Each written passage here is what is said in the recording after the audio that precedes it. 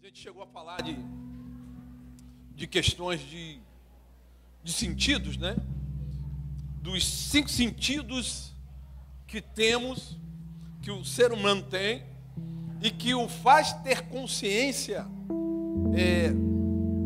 da relação com a natureza, a relação, sabe, consigo mesmo e a relação com Deus. Quem entendeu isso?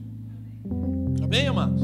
Então, no corpo temos consciência da criação, né? Na alma nós temos consciência de nós mesmos, e no espírito temos consciência de Deus. É lá que nós nos relacionamos com Ele. Então, o homem é um espírito que possui uma alma e que habita no corpo. Amém? Isso ficou beleza? Então tá, e a gente foi falando da questão, sabe, do que ouvimos, daquilo que estão sendo falados, enfim.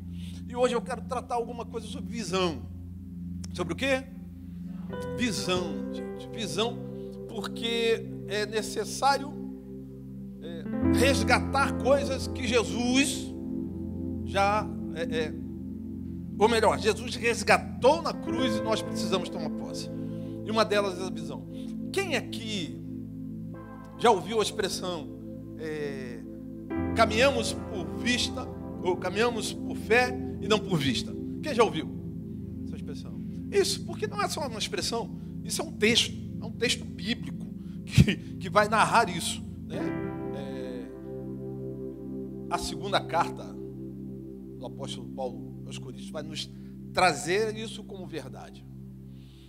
Quem já viveu assim aquela dificuldade, né?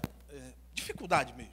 Está passando por um momento de dificuldade, por um momento de luta, de prova, seja lá em que área for, familiar, né? Problema na família, financeiro, problema financeiro, problema profissional, problema no trabalho, ou está sem trabalho, enfim, problemas de enfermidade, não é? Tem enfermidade, a enfermidade está acontecendo, são notícias ruins, alcançando tudo que é lado, não é? Aí você vivendo aquele momento difícil, aquela coisa assim que te tira o sono, porque tira, somos alcançados por isso. Aí chega alguém espiritual até a raiz do cabelo e fala assim: irmão, você tem que ter fé. Né? Você quase morrendo e chega alguém usado, né, um incircunciso, e vai dizer assim: irmão, tem que ter fé, Deus é maior. E você naquela aflição, né? Mas é porque nós perdemos coisas lá no Éden. Tudo tem origem, tudo tem origem em Gênesis. Pelo menos nesse relato. E foi lá que a gente perdeu coisas. Olha, perdemos a escuta que nos leva à revelação da fé. Perdemos o olfato, perdemos o tato e perdemos a visão. Eu afirmo que o mundo espiritual é real. Eu afirmo isso. E se há uma espiritualidade e ela é real, eu posso espelhar as questões naturais nesse mundo espiritual. Com certeza você já ouviu também que tudo acontece primeiro lá, para depois acontecer aqui. Ou não? Nunca ouviu isso? Que seja a primeira vez, mas isso é um fato. Então, eu posso dizer que os sentidos naturais, os sentidos do ser humano, audição, visão, olfato, paladar e tato, que são naturais e que me fazem interagir com a natureza, com o mundo, eles têm uma relação, uma correlação espiritual. Então, eu tenho uma visão espiritual, eu tenho uma audição espiritual, eu tenho um tato espiritual, um paladar espiritual, um olfato espiritual. Quem está me entendendo? Complicou não, né? Eu vejo naturalmente e vejo espiritualmente. Eu ouço naturalmente e ouço espiritualmente. Quem já ouviu a expressão assim: Deus falou comigo? Ué, como é que Deus vai falar contigo se você não ouve espírito, rapaz? Né? Eu vi um anjo, pastor. Ué, como é que você está vendo um anjo? Então há mesmo uma relação, né? o Espírito Santo me tocou. É a questão do tato, do toque.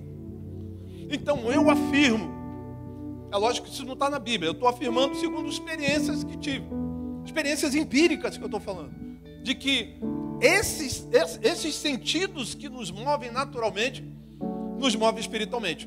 Só que lá na queda, isso nos foi tirado. Nos foi tirado. E tudo começa lá, com um fatídico diálogo entre a serpente e a mulher. O texto de Gênesis 3, de 1 a 7, você vai colocar lá para a gente, ele vai dizer que a serpente era mais esperta, tal, enfim, e vai chegar e vai conversar com a mulher a respeito daquilo que ela ouviu de Deus. E ele vai trazer um diálogo diferente.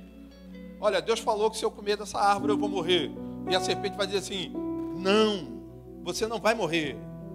Muito pelo contrário, você vai ter sabedoria, você vai ver o bem, ter discernimento do bem e do mal, você vai ser como Deus, se você comer dessa árvore. A mulher come baseado em algo que ela ouviu. O texto são fortes, enfim, porque Deus vinha falando com o homem e a mulher, todos os dias. Bastou a serpente falar uma vez. Vê se não parece igreja, né? Pastor, pastora, o pastor está pregando, a pastora está pregando, o irmão está orando, a irmã está orando. Irmão, Deus vai te dar vitória, irmão, Deus vai te dar vitória. Aí fala, ora, jejua. Aí vem incircunciso, fala para você: isso não vai dar certo não. Aí você acredita nele, não acredita. É ou não é? Então Deus falando com a mulher o tempo todo, a serpente só precisou falar uma vez, causou essa confusão toda. Mas lá, Gênesis 3, se eu não me engano, no versículo 7, é a questão da visão. Botou lá, filhão? Bota lá. Gênesis de 1 a 7. Vê se achou.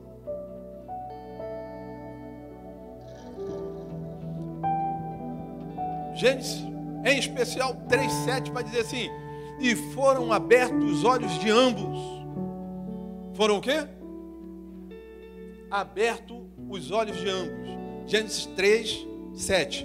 E foram abertos os olhos de ambos. Depois que a serpente os induziu, depois que a serpente os convenceu, nós vamos estar preparando uma série de estudos sobre esse tema, amém? Aí vai ficar muito mais claro para você. Eles comeram do fruto e o texto vai dizer assim: foram abertos os olhos de ambos. Aí cabe as nossas perguntas. Adão e Eva eram cegos? Não. Alguém acha que eram cegos antes de abrir os olhos? Então, que olhos que foram abertos?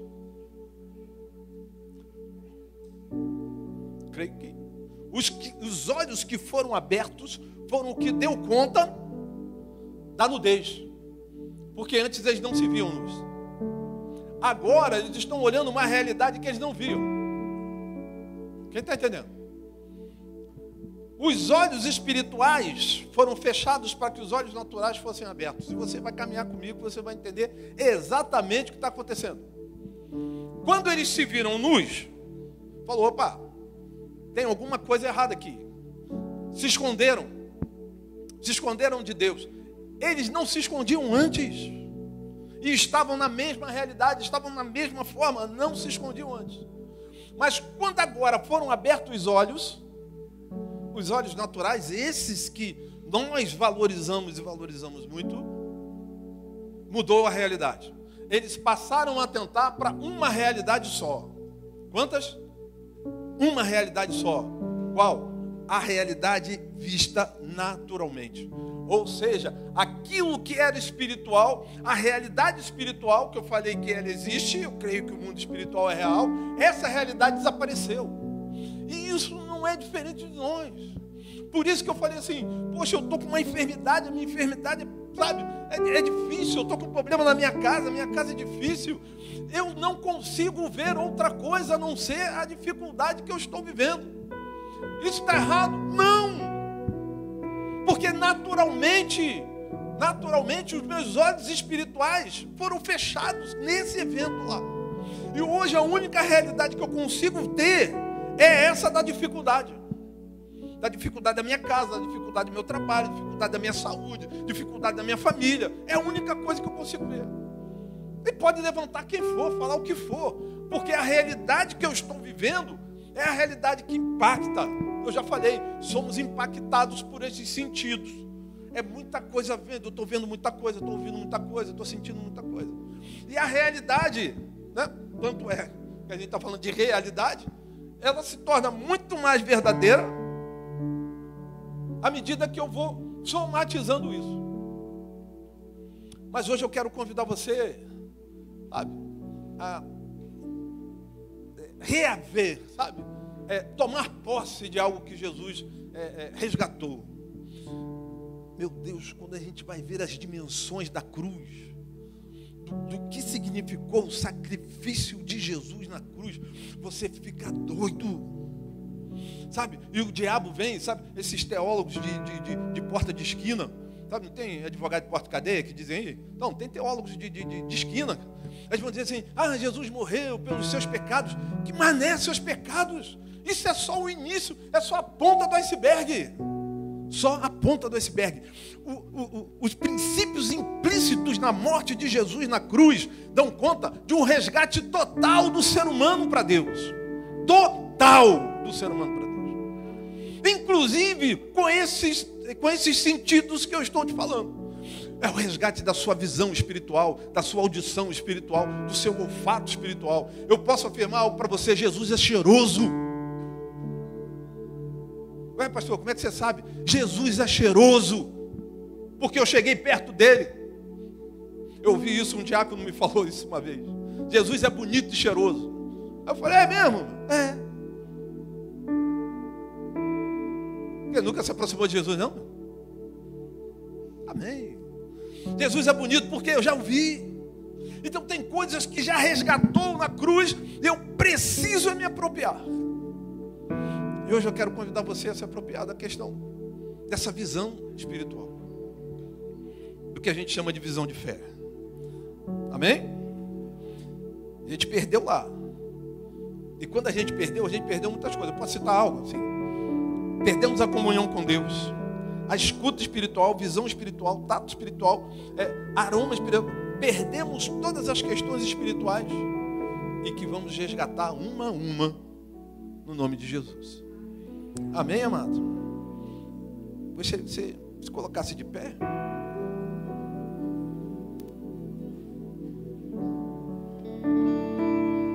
Eu escolhi esse texto, mas poderia ter escolhido outro. Então, vários textos que tratam de visão. Mas eu gostaria muito que você abrisse no segundo livro dos Reis, no capítulo 6, versículo de 15 a 17.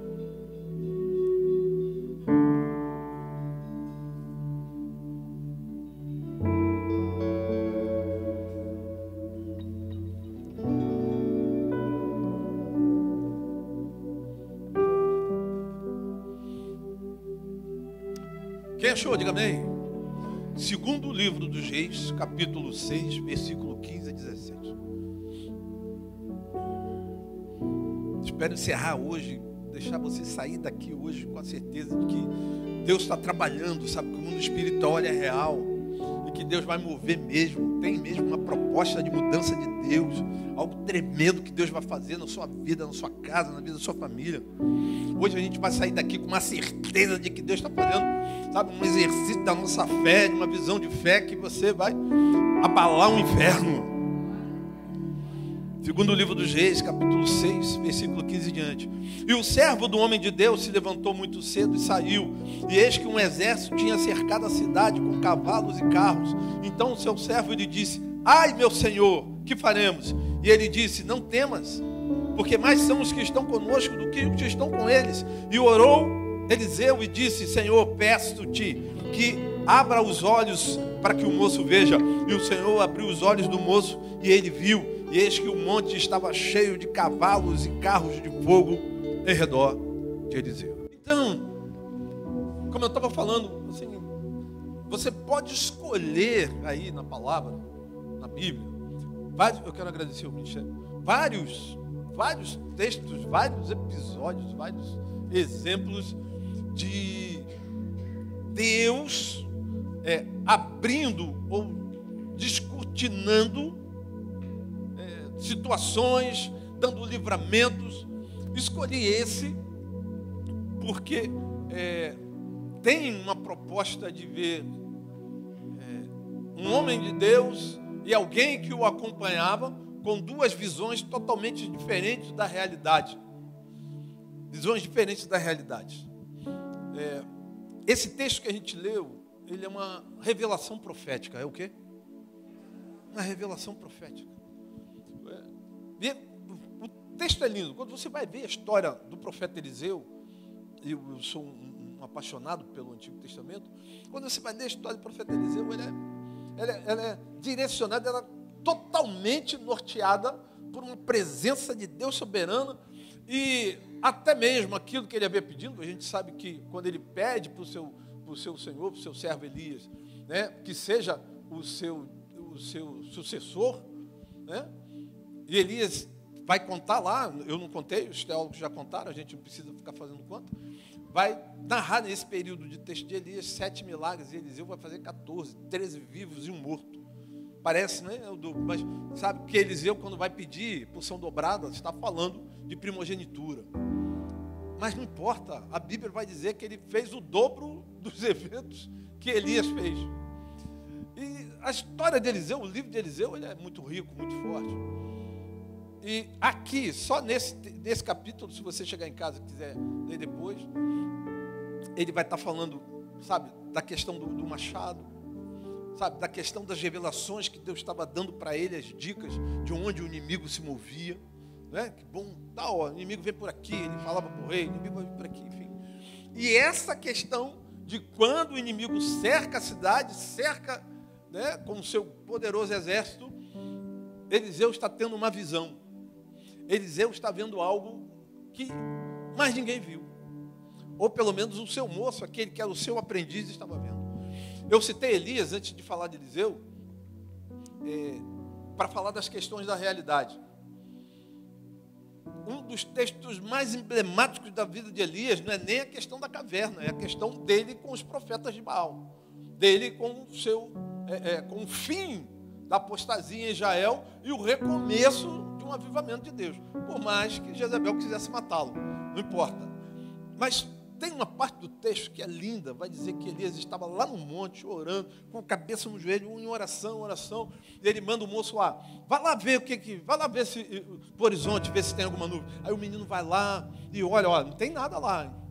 Olhando para o céu está limpinho. Volta lá de novo. Aí ele vai lá, da 7ª vez o menino volta e fala assim, tem sim. O quê? Uma nuvem do tamanho da mão de um homem. Né? Maior do que a dele, que era um menino, né? Um moço, tal. Tem até um louvor que fala sobre isso. Eu não vou cantar, não. Fica em paz. Fica em paz, eu não vou cantar, não. Aí ele volta, fala assim, eu vi o quê? Eu vi uma nuvem do tamanho da mão de um homem. Aí sabe o que Elias fala? Fala assim, olha, desce, vai falar para cá, corre, que vai chover. Eu falei, mas o que Elias estava vendo que ninguém mais viu? Em que lugar estava Elias? Em que ambiente estava Elias que viu que aquela nuvem ia fazer chover depois de 3 anos e meio? Eu vou dizer para vocês, sabe qual era a realidade de Elias? Era 3 anos e meio de seca, no mínimo. Não chovia, inclusive debaixo da palavra que ele deu. Mas a realidade dele era seca, sem água, sem vida, sem nada. Quem está me entendendo? Então tudo que todo mundo olhava, tudo que todo mundo via, era sequidão. Era sequidão de mais de 3 anos. Aí agora o cara olha uma nuvem pequena e diz assim, vai chover. Ele estava vendo algo que ninguém mais viu. Ele entrou num ambiente de oração. E olha que diz o texto que ele subiu no monte, curvou a cabeça, botou a cabeça das pernas, orou, clamou e ficou insistente. Vai lá, né? Tem que orar incessantemente. E ele orava. Cadê a resposta? A resposta não veio na primeira. Orando de novo, a resposta não veio na segunda. Só na 7ª, talvez a sua seja na 8ª, na 9ª, você não pode desistir de orar. Quem está entendendo? Aí na volta, ele falou assim, esse cara já estava num ambiente, falou assim, eu só preciso de um sinal de Deus. E Deus foi lá dar um sinal. Ele viu coisas que ninguém mais viu. Quem entendeu? Aí quando eu vou ver o texto de Eliseu, quem pegou essa visão aí? Quem vai olhar para o céu e fala assim, vai chover. Se tem nuvem, você ainda pode arriscar, mas se não tem nada, não tinha nada. Aí quando a gente vai para o texto de Eliseu, a realidade de Eliseu era um exército cercando a cidade. Um exército cercando a cidade. Essa era a realidade. O texto vai dizer assim: e veio o exército e cercou a cidade. E Eliseu dentro, inclusive. Aí o menino, quando o menino levanta, né, de manhã cedo, né, vê trazer aquela boa notícia: olha, deu ruim para a gente, porque o exército está aqui, está cercando a cidade, são poderosos, são isso, aquilo e tal. Aí ele diz assim: aquieta-te, maior são os que estão conosco, maior é o exército que está do nosso lado. Só que quando o menino olhava, o menino só viu o quê? O exército do inimigo. Só Eliseu estava vendo o exército de Deus. Anjos, carro de fogo, sapato de fogo, sapatilha de fogo, cheio de fogo. Só Eliseu estava vendo. Eliseu estava num ambiente que ele conseguia ver o que mais ninguém via. Mas qual era a realidade? A realidade que se mostrava, vou chamar a atenção, era de um exército cercando a cidade. Amém, irmãos? Eu vou tirar um pouco o foco dos profetas, que falam assim: mas esse cara era profeta, o cara é isso. Não, enfim. Vou chamar aqui um cara que eu admiro muito, por mais que errou, né? É alguém que eu admiro muito pela sua história de vida, pela forma como se colocou. Depois que aprendeu em Deus, ele mudou, escreveu uma outra história na vida dele. É alguém que se parece muito conosco. É o apóstolo Pedro. Quem? Pedro, ele estava numa situação de que o barco que ele estava, Jesus estava num alto orando, né? Botou os discípulos no barco, vai, eles foram, a gente já pregou sobre isso aqui, eles estavam atravessando o mar, no meio do mar se levantou um vento, diz que as ondas assolavam o barco, porque o vento era contrário, né? Aí, na quarta vigília, Jesus vem caminhando, vem falando, o pessoal tem, é um fantasma. Quem conhece esse texto? Todo mundo já ouviu, já leu, sim, é lindo demais, né? E é um texto que vai caracterizar Pedro como o único homem na história da Bíblia, na história que a gente conhece, que caminhou sobre o mar. Aí, quando reconhece que é Jesus, Pedro fala assim: deixa eu ir ter contigo. Jesus fala assim: vem. E o texto vai dizer que Pedro foi caminhando sobre as ondas. Caminhando por onde? Sobre as ondas. Até que foi tocado pelo mesmo vento forte que estava sacudindo as ondas, o barco. Aí é que ele começa a afundar. Mas antes de afundar, Pedro estava vendo o quê? A realidade de Pedro, vou dizer qual era. Era de um barco sendo assolado pelas ondas. Jesus, da outra tempestade, Jesus acalmou. Jesus estava, lembra? São mais de uma, né? Jesus estava dormindo, né? Vamos separar. Jesus estava dormindo lá na cabeceira do barco. Aí mais uma tempestade. Acorda Jesus, acorda. Jesus acorda e acalma a tempestade depois de dizer, né? Homens de pouca fé, por que duvidaste? Aí ele levanta e acalma a tempestade. Agora, Jesus não acalmou nada, acalmou. Quem lê o texto vai dizer assim: ué, Jesus falou assim: tá bom, para aí, tempestade. Tá.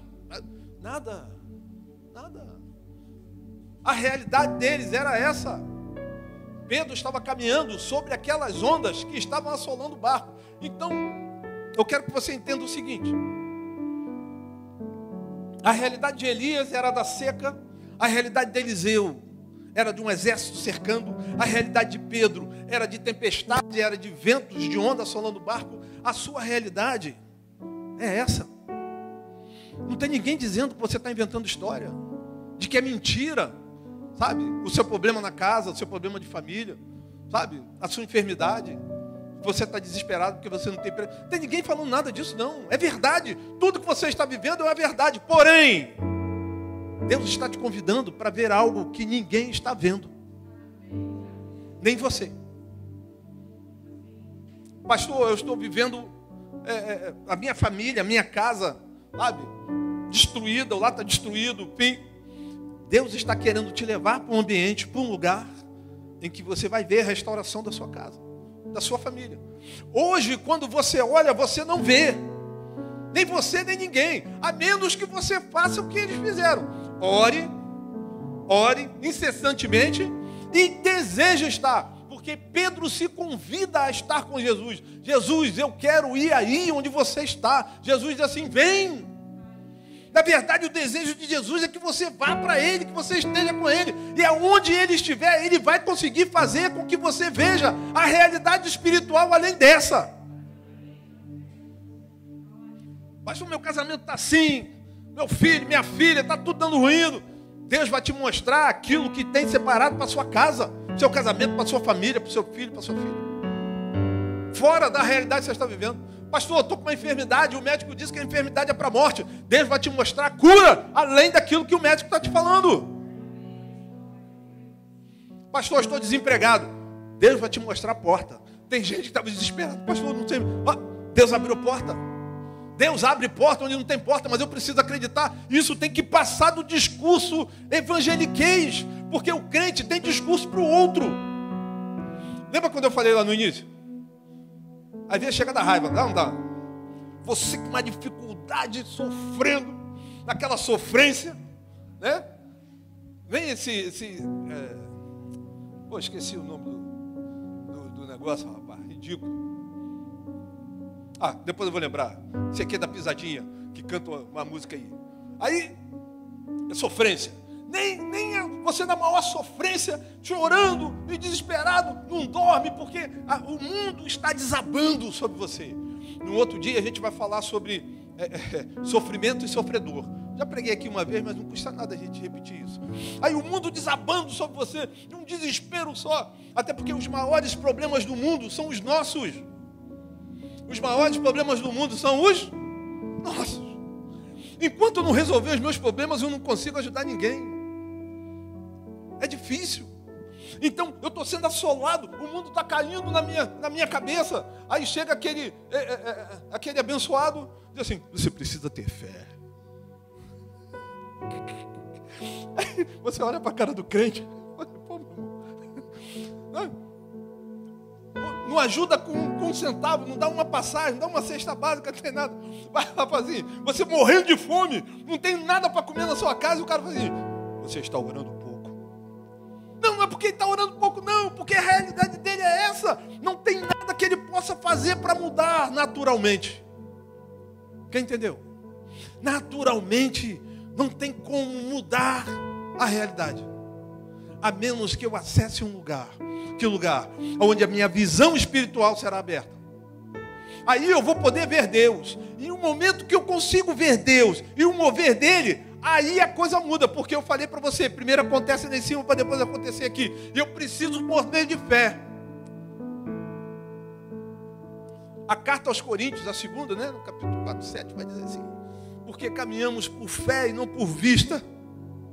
Difícil caminhar por fé, porque quando tudo que se está mostrando, a vista está vendo, é a questão, a realidade natural. É a perda, é a ausência, é a falência, é a enfermidade, é a dificuldade, é a humilhação. Tudo que eu estou vendo, tudo que eu estou provando, sentindo, ouvindo, contribui para que eu fique mal, pior, que eu perca, que eu desvaleça, que eu desista, que eu pare. Deus está abrindo a nossa visão. Como eu disse nessa noite, eu quero que você saia daqui dizendo assim, tem uma outra realidade. É a realidade de Deus para você.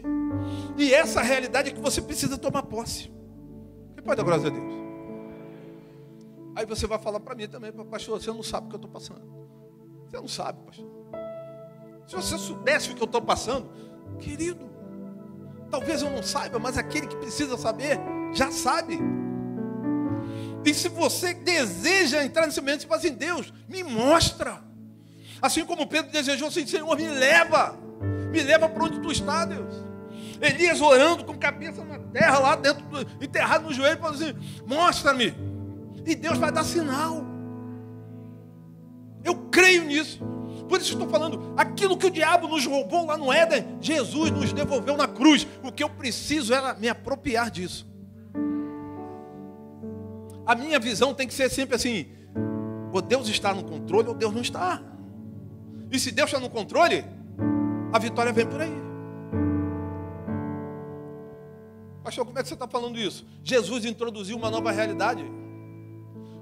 Jesus introduziu uma nova cultura. Posso ler um texto? Vamos lá. Texto que fala de visão. João 9. João 9, de 1 a 3.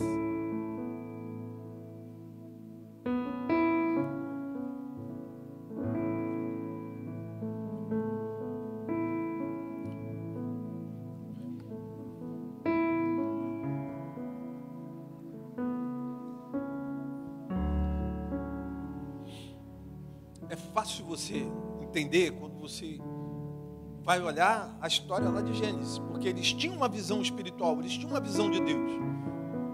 Foi cair e a única visão que eles tiveram era um deles nus, coisas que antes não incomodava, e agora é uma realidade que eles estavam vivendo, a ponto de se esconderem de Deus. A visão espiritual, ela nos aproxima, a visão natural, ela nos afasta. Sem fé é impossível agradar a Deus. E quando eu me agarro nas coisas naturais, entendendo que aquilo que é natural, a realidade natural, não pode ser mudado nem por Deus, aí acabou. Aí acabou. Eu costumo pregar, irmão, né? Ainda mais quando o irmão está naquela dificuldade que eu falei, irmão, creia, só creia, Felipe. Irmão, só acredite. Deus vai entrar em providência. Aí quando acontece comigo, aí não adianta, pode descer um anjo para falar que eu não acredito. Quando é com outro, fica fácil, né? Declarar, meu irmão, Deus vai te dar vitória, meu irmão isso, meu irmão aquilo. Quando acontece com você, você entra em pânico, em desespero e tal. Eu não estou fazendo crítica não, estou chamando uma realidade, porque é uma verdade. O que eu quero falar com você é assim, vai acontecer com você, e quando acontecer com você, você vai se posicionar de uma outra forma. Agora é a hora do glória a Deus, né? Quando acontecer com você, você vai falar, opa, eu já ouvi alguém falando que Deus tem outro plano, Deus tem outra realidade para mim. Isso que eu estou vivendo não é o que Deus quer, não é o que Deus preparou para mim. Quem está me entendendo? Isso que eu estou passando não é aquilo que Deus separou para mim. Essa é a hora que você diz assim, glórias a Deus. Viu lá, João? E passando Jesus, viu um homem cego de nascença. Cego de nascença, hein? E os seus discípulos lhe perguntaram, dizendo, Rabi, quem pecou? Este ou seus pais, para que nascesse cego? Jesus respondeu, nem ele pecou, nem seus pais, mas foi assim para que se manifestassem nele as obras de Deus. Amém? Um homem cego. Eu vou definir para você o que é cultura. Cultura significa todo aquele complexo que inclui conhecimento, arte, crença, a lei, a moral, os costumes e todos os hábitos e aptidões adquiridos pelo ser humano, não somente em família, como também por fazer parte de uma sociedade da qual ele é membro. É também um conjunto de ideias, comportamentos, símbolos, práticas sociais aprendidos de geração em geração através da vida em sociedade. Isso é cultura. Cultura se passa, sabe, de pai para filho, mãe para filho, dentro de uma sociedade. É um conjunto, né? A arte, a música, sabe? Uma série de coisas vão formar a cultura de um povo. E cada povo tem a sua cultura, porque varia de sociedade para sociedade. Amém, queridos? A cultura cristã brasileira é diferente da cultura cristã inglesa, da cultura judaica, da cultura islâmica. Cada um tem uma cultura, cada povo, cada sociedade, tem uma cultura. Amém?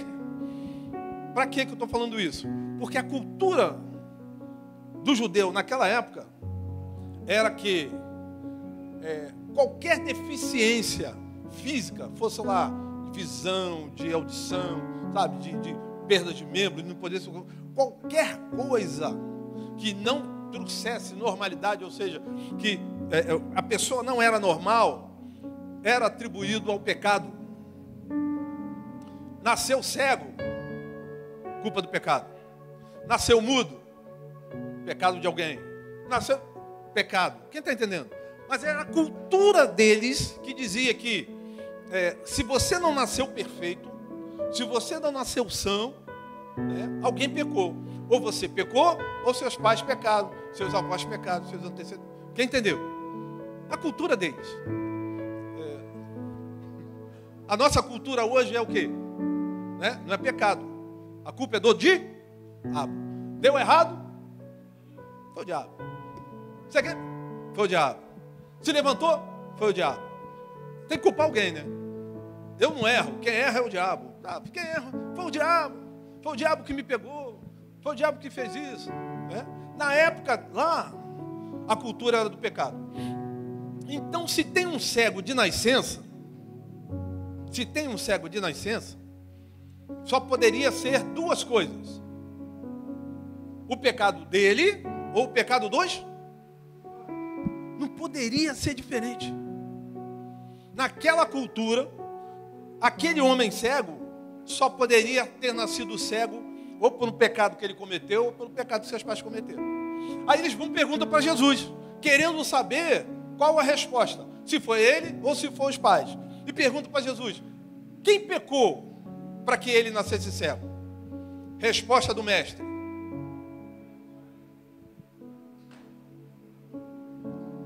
Nenhum dos dois. Exatamente. Nem o pai pecou, nem os pais pecaram, nem ele pecou. Nasceu assim para que se manifestasse as obras de Deus, a glória de Deus. Jesus estava mudando uma cultura, Jesus estava mudando um entendimento. Esse entendimento que precisa ser mudado em nós. O que Jesus estava apontando é assim: eu estou introduzindo um elemento novo na sua realidade. Aquilo que você acha, aquilo que você limitou, aquilo que você tem certeza, quando eu entro, deixou de existir. Porque quando Jesus vem, o sobrenatural vem com ele. O céu desce junto. Então não tem esse negócio assim, eu penso assim, eu acho assim. Não tem como achar quando Jesus vem. Não tem como eu entender, não tem como eu discernir, não tem como eu fazer. Porque Jesus vem e ele muda e confunde. Imagine a cabeça daqueles meninos. Fala, como assim? Ou é uma coisa ou é outra. Jesus vai dizer assim, não é isso nem aquilo. Eu estou te falando que Deus está entrando em providência. Aí você está assim, o que está me acontecendo, a culpa é disso. Eu sou assim, a culpa é do meu marido. Eu estou assim, a culpa é do meu filho, a culpa é do meu patrão. A culpa é da sociedade, do presidente da república. A culpa é de fulano. Alguém errou para que você estivesse assim. Alguém cometeu um erro. O diabo entrou para que você estivesse vivendo essa dificuldade. E Jesus está dizendo assim, não. Pare e veja. Se a sua realidade é essa, o meu Pai vai manifestar a glória dele aí. Uma mudança de mentalidade, uma mudança de paradigma, recuperar coisas que o diabo nos tirou. E uma delas é visão espiritual. A minha oração é para que Deus esteja te mostrando coisas que ninguém está vendo. Assim, ficou maluco, ficou maluca, ficou cheia do Espírito Santo. Por isso consegue discernir aquilo que naturalmente não se discerne, porque as coisas do Espírito só se discernem espiritualmente. Então não tem como eu vendo uma realidade, sendo alcançado por essa realidade, impactado por essa realidade, conseguir discernir algo espiritual. Eu tenho que estar num outro ambiente. Eu tenho que dizer para Deus assim, Deus, eu quero. Deus, eu preciso estar nesse ambiente, porque aonde eu estou, eu não estou conseguindo ver saída. Aonde eu estou, eu não estou conseguindo ver cura. Aonde eu estou, eu não estou conseguindo ter resposta. Eu preciso de estar num lugar onde eu possa ver aquilo que eu não estou conseguindo ver hoje. Eu preciso desejar. Pedro disse, és tu mesmo, Jesus? Então deixa eu ir aí contigo. Fala para ele, és tu mesmo, Jesus, que está na minha vida? És tu mesmo, Jesus? Então me leva. Deixa eu ir a esse lugar. Eu quero ver aquilo que eu não consigo ver hoje. Eu quero sentir aquilo que eu não sinto hoje. Eu quero ouvir aquilo que eu não ouço hoje. Se era a prerrogativa dos profetas no passado, Jesus vem mudando toda a realidade desses dias. E é isso que eu quero orar por você. Você pode se colocar de pé.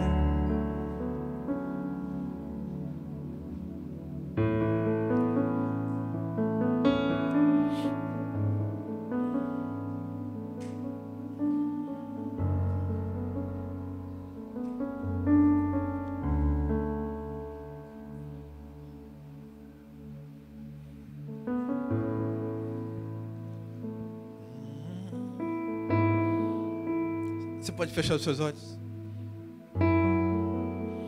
As realidades de Deus se dão dessa forma. Você quer ver o sobrenatural? Quero, pastor. Então feche os seus olhos. Com seus olhos naturais abertos, você não vai ver o mundo espiritual.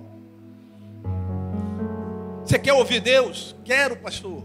Então pare de ouvir fulano, bertano, ciclano. Vá para o seu quarto. Deus vai falar contigo. Eu quero sentir Deus, então pare de tentar você. Pare de tentar você fazer coisas. Deixa que Deus te toque. O mundo espiritual ele vai se mover à medida que você vai dizendo assim: eu quero, eu desejo, eu preciso. Jesus, eu quero. Feche os seus olhos, bota a mão no seu coração, diga assim: Jesus, eu quero.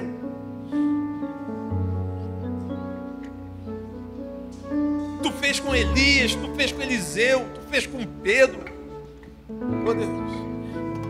Tu fez com Isaías. Deus, todo mundo vendo coisas, todo mundo estava além. Me leva, Jesus, para esse lugar, porque eu necessito ver. Eu necessito ver a restauração da minha casa. Eu necessito ver a restauração da minha vida. Eu preciso ver a restauração do meu negócio. Eu preciso ver a minha cura, restauração da minha saúde. Eu preciso ver, Jesus. Então me leva para esse lugar, porque é onde eu estou. Eu não consigo ver. Eu estou sendo assolado pelas ondas. Eu estou sendo, Deus, ressequido por esse deserto. Eu estou sendo cercado pelo inimigo. Oh Deus, trata conosco. Trata com a sua igreja.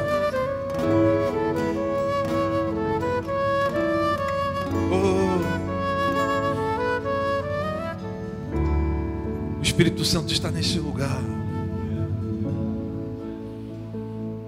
E vai começar tocando os seus olhos para que você veja. Feche-os, porque o Espírito vai tocar. E você vai ver aberto. O céu aberto, como Estevão viu.